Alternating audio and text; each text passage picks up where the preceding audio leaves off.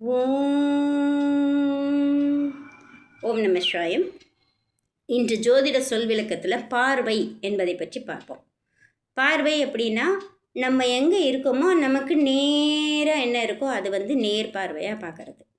நம்ம ஜோதிடம்ங்கிறத என்னன்னு பார்த்தோம், பூமியில் நம்ம இருக்கிற இடத்துல இருந்து வான்வெளி மண்டலத்தில் ஒரு பெரிய வட்டமாக வானத்தை நம்ம பார்க்கறதுன்னு சொன்னோம். வட்டத்துக்கு 360 பாகை உண்டு, 360 டிகிரி. அப்போ அதை சரிசமமாக பிரித்தோம் அப்படின்னா 180 பிரியும், 180 வரும் இல்லைங்களா. ஒரு நேர் கோடு போட்டோம்னா அது 180 டிகிரி தானே. இது நம்ம கணிதத்தில் படிச்சிருக்கோம் இல்லையா. அப்போ நமக்கு நேர் 7ல் இருக்கிறது நேர் பார்வையாக பார்க்குறது. எல்லா கிரகங்களும் அப்படி நேர் பார்வையாக பார்க்கும். ஒரு சிறு உதாரணம் சொன்னோம்னா, நம்ம வீட்டில் மின்சாரம் போயிடுச்சுன்னா நம்ம என்ன செய்வோம், உடனேயே எதிர் வீட்டில் மின்சாரம் இருக்கான்னு பார்ப்போம். அங்கேயும் போயிடுச்சு அப்படின்னா சரி, தெருவில் எல்லாருக்கும் போயிடுச்சு, நமக்கு வந்துடும். நமக்கு மட்டும் போச்சுன்னா தான் அது நம்ம கவலை. போய் யாரை பார்க்குறோமோ பார்த்து அது சரி பண்ணணும். எல்லாருக்கும் போச்சு அப்படின்னா அது சரியாயிடும் அப்படின்னு. அதுபோல் கிரகங்கள், எல்லா கிரகங்களுமே நேர் பார்வை பார்க்கும். சில கிரகங்களுக்கு விசேஷமான பார்வை உண்டு. நம்ம குரு பகவான் 5ஆம் இடத்தையும் 9ஆம் இடத்தையும் பார்ப்பார். ஏன்னா ஏன் முதல்ல குருவை சொல்கிறோம் அப்படின்னா, குருவோட பார்வை கோடி பாப்பம் நீங்கும் அப்படின்னு அவரோட பார்வையை ரொம்ப விசேஷமாக சொல்லியிருக்காங்க இல்லையா. சுப கிரகங்களான குரு, சுக்கிரன், புதன், தனித்த புதன் சுபர் தான். புதனோட இயல்பு சுபர்களோடு இணைந்தால் சுபராக இருப்பார், பாபரோட இணைந்தால் அவரும் பாபராகவே மாறிடுவார்.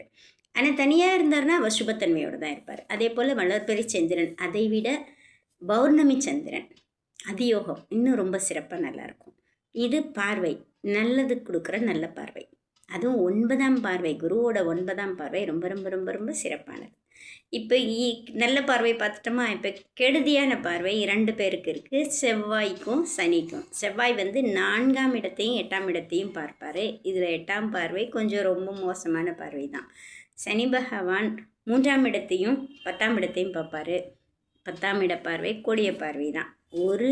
ஒரே இடத்தை செவ்வாய் தனது 8ஆம் பார்வையும் சனி தனது 10ஆம் பார்வையுமா பார்த்ததுன்னா அந்த இடம் ஓம் நம சிவாயம், அது ரொம்ப கொஞ்சம் மோசமான நிலையில் தான் இருக்குதுன்னு சொல்லணும்.